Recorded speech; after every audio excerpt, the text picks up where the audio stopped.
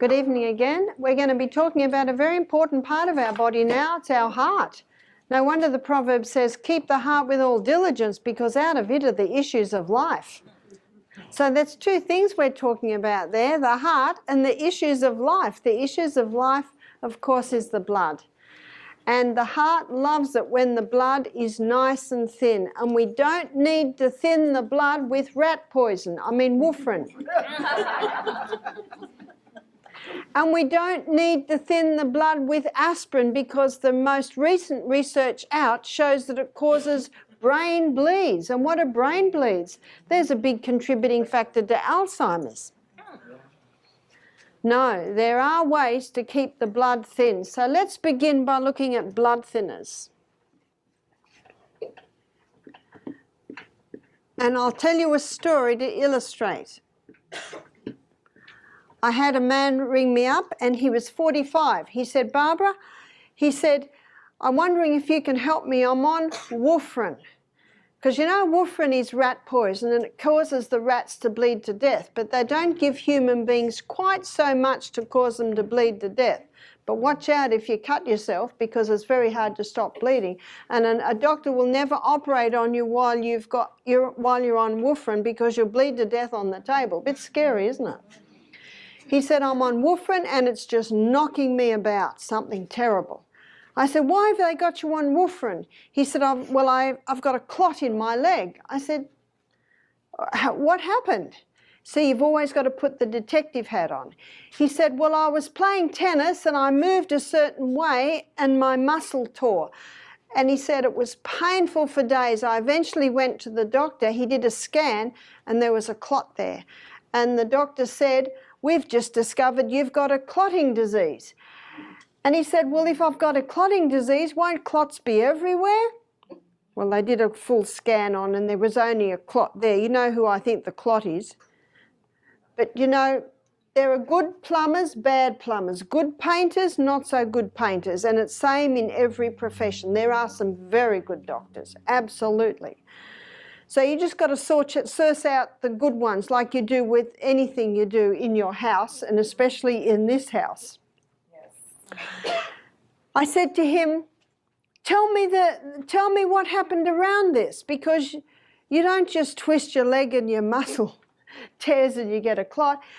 Well, he said, I wasn't drinking any water and I was having 2 quarts of Coca-Cola a day and I was having 3 coffees a day and I was working 14-hour days and I wasn't eating very well and I was drinking too much alcohol at night. Aha.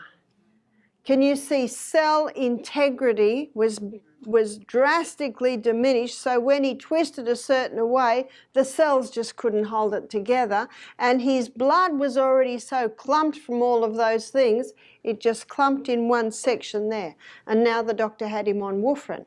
He said, I've been to the health food shop, he said, I'm drinking water now, and he said, I'm not having any Coke, I've stopped the alcohol, he said, I've stopped all the caffeine. I said, great. He said, how can I keep the blood thin? So this is what I told him. He had to have 2 to 2.5 quarts of water a day. I said, if you're working on the job site and you're perspiring a lot, you might need to have to get up to 3. And I said, and the Celtic salt.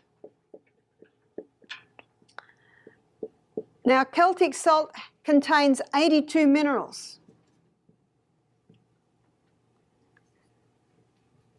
And those minerals help to get the water inside the cell to help to hydrate you. I'll give you the whole story on that in a minute, but first of all, I want to finish the story of Tom. We'll call him Tom.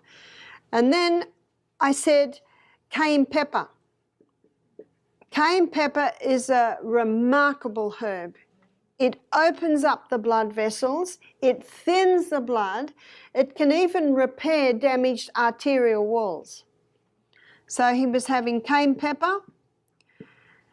Well, this is what I advised. I said, start with 1/4 teaspoon in a little bit of water 3 times a day.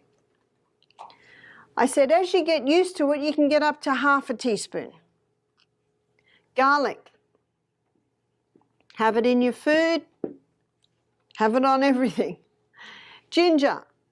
You can finely grate the ginger, pour boiling water on it and drink it as a tea. I said every time your wife cooks a stir fry or, yep, ginger. And omega-3. Omega-3 is a blood thinner. And the best sources are your ground flax, your chia, and your walnuts.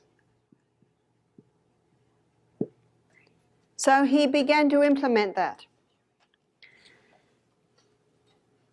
He rang me up a week later. He said, do you think I could stop the warfarin? He said, it's knocking me around something terrible. The side effects are terrible. I can't work properly and I've got to work. He said, I can't sleep properly. I said, well, I can't tell you what to do. Only you or your doctor have authority over your medication, but I can tell you what I do, and I don't usually have to tell people that. He said, do you think I'm safe? I said, if you're doing all that, that will keep the blood thin. You are safe. A week later, so now we're looking about 3 weeks since the clot was discovered, he went back to the doctor. He told the doctor he'd stopped the warfarin. The doctor hit the roof. See, most doctors, some doctors do, but most doctors don't know that. They've had not experience with that. And most doctors know that if the person doesn't do all that, if he were to keep eating the way he ate and drank, he'd need the warfarin. He said to the doctor, when the doctor had stopped yelling at him, just answer me one question, mate, because that's what we say in Australia. He said, will the warfarin break my clot down? Doctor was silent. Because do you know it won't? All it does is thin the blood. It does not break the clot down. The doctor looked down. He knew it won't break a clot down. And then the man said, I want a scan on that leg. And the doctor said, there is no way that clot would be gone in 3 weeks. The man said, if you don't do a scan, I'll go to someone who will. So the doctor did. The clot was gone. This not only thins the blood, it will also break down the clots. Psalm 104 verse 14, the Bible says God gave herbs for the service of man. They're there to serve you.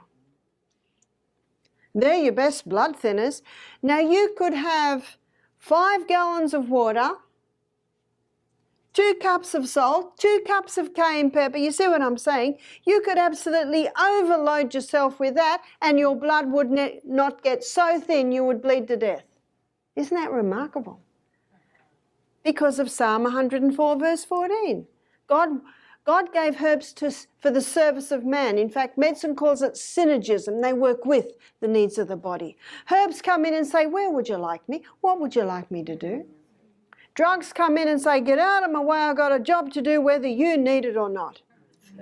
And it is true, drugs have saved lives. I'm not disputing that. But we don't need them every day. And in the majority of cases, we can actually prevent ever having to go to the point where we have to get them.